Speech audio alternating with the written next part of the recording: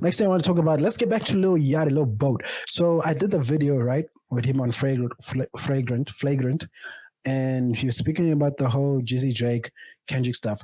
But then I want to do another part because there's a lot more nuggets that he speaks about, you know, especially when it comes to Drizzy Jizz, you know.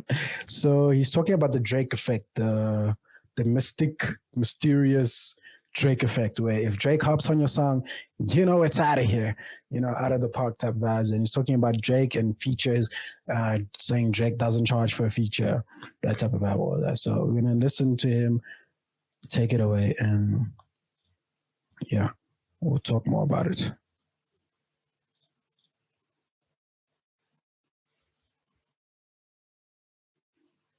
Like the Nike headquarters or some shit like that. Do you remember this? I think it was when he was doing this. This is maybe like a year or two ago. I remember when he went to Nike and he was up there with KD and they were playing ball. Well, I didn't know he did like not a roast. He like did like a speech. That's when he wore that jacket. That big, he had the Nike check in his head. The Nike braid. Yep. But he was doing. What the hell is like that? he was doing like jokes. Yeah, he's hilarious. He's one of the funniest people I know. And I. Oh. I mean, I was like, it's not that there's some people funny just hanging out, and then there's other. The fuck. Why does it want to play on 4K? Nah, just give me like 1080 or something. Jeez. People that, when they're delivering jokes, they're like asking for a lot. They're like begging the audience to react. And there's other people who just let it happen. Right, like fucking Theo Von. Wait, who's that? Like he's just letting it happen. Yeah, Theo Von's just like it's so natural. Like he's gonna say it, and whether you react or not, it's whatever. His face is still. It's like whatever. So Drake, I thought, delivered like really fucking well. Yeah. And it was one of those things where it's like, yes, he's obviously acting before the SNL shit was fire. And maybe he just loves making music. Yeah. Because I'm sure he gets a million. He loves living life. The way he wants to live. And you can't do that when you're acting. Well, I just think that like, he would only do it if it's something he wanted to do. No person could tell me, bro, you were great here. You should. You ever sat with him? No. I mean, he's just a very much like he lives his life the way. No one, you can't. We ever sat with Drake? No, nigga. We have not sat with Drake. You can't like joke him into doing something. You can't shame him into doing what the fuck you want to do. You know what impressed me acting wise is, I'm not even saying this is a shot, you know, respectfully boy, but the DeMar DeRozan sketch, there's a line where the guy says his name is DeMar and Drake is like, DeMar, I hear it. DeMar, I hate it, or something like that. And the delivery is really funny. He's a funny, like, He's fucking hilarious. Yeah. So it's really, I just don't want to do this thing that's going to take me away from living the life. I don't know why he don't. I told him, like, bro, he could play any role. He's a guy. I don't know why he could play a great mob boss. Was there like I remember when the whole beef happened, if I was him, I would be resentful because the narrative was he sees these young artists, he does a feature for them, they blow the fuck up. And he's done that tons of fucking times. 500 times. Exactly. And then the narrative changed to, oh, he's using them to be cool. Would you, like, if I'm him, I really resent that. I don't know, shit, lame. Niggas is lame. Why are they? Why I think lame? Yeah. I don't know. It just is the way it is. Is it because, yeah. That's we're talking about rap niggas. I'm talking about people in general, like, it's very easy in this business to be completely egocentric and only care about the things that fuel you. And a lot of people are like that. A lot of people don't care to help. It's just how it is. Yeah, because it's weird. Like, excuse me, it's weird. Like how the narrative with Drake just switched. You know, people used to be like Drake was that guy because he's actually the person who brings up other people. He, you know, gives out features.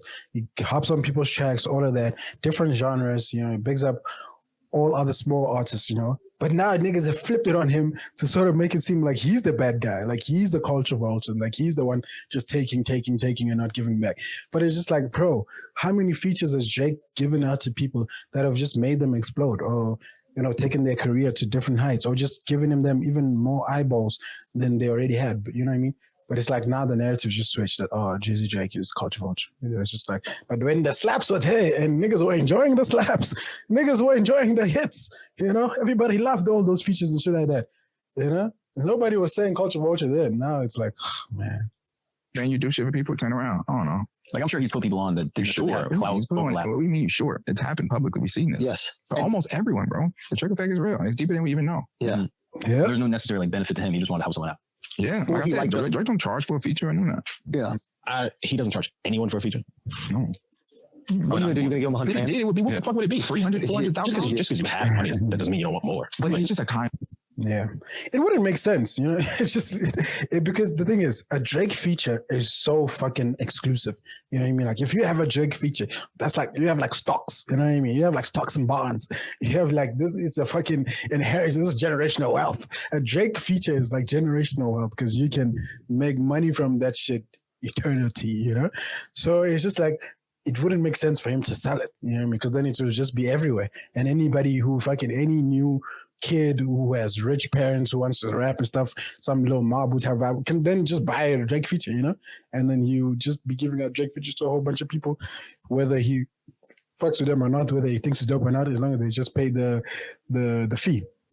It doesn't work like that. Like Drizzy Drake makes music with people he believes in, people he fucks with, and he may not charge, but best believe that he's definitely going to take a good chunk of that song, if not all of the song.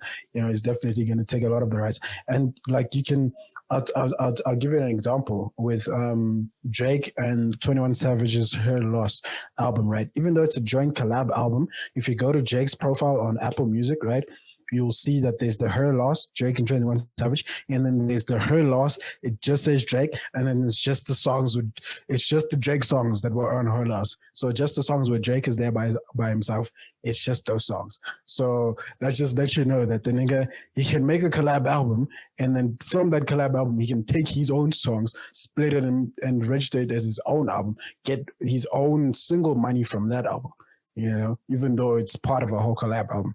Like, is it making sense? It just shows you the level of how Drake is. But then you got to do a track. He's just a really kind person. He really is. I've never seen someone give like that. He's a very giving person. Well, it's insane. Yeah. Yeah. I think they still that nigga. I mean, they both still that nigga. They gonna like it's what's gonna change. They both still gonna do their thing. So I remember everybody was talking, right? Everybody's like, yo, it's over this, and I was at where the fuck were we? We were at like a nightclub or something like that. And this is like, sure. All right, cool. Yeah. So no, that's pretty much it. That's pretty much what I wanted to say. This, like I said, this podcast episode, I wouldn't say it's interview. It's not really an interview. It's more of a conversation. So dope, man. So insightful. So interesting. And yeah, different nuggets here and there. He talks about a lot of different. Talks about Drake a lot. He loves Drake. You know, Drake is his buddy. So you know he's gonna talk about Drake. So yeah, no, but it's very interesting, man. If you haven't seen it yet, go check it out. It's really, really, really dope. Shout out to Lil Bo. Shout out to Fragrant. Let's move on. Bus.